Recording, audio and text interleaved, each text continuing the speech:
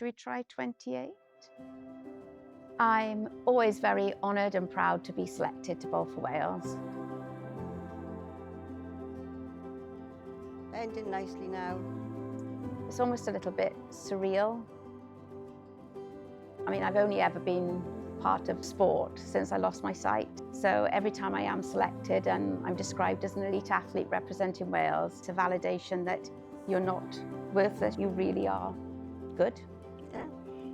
Oh, you found that gap.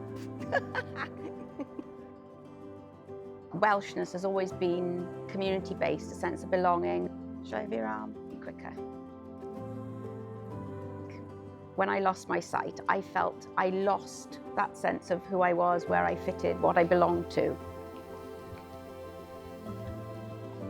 When I had Yoko, my guide dog, she completely changed my life.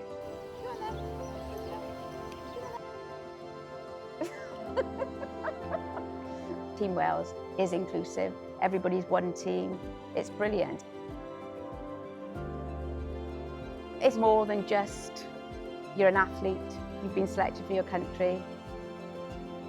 Very good. Well done, Jude.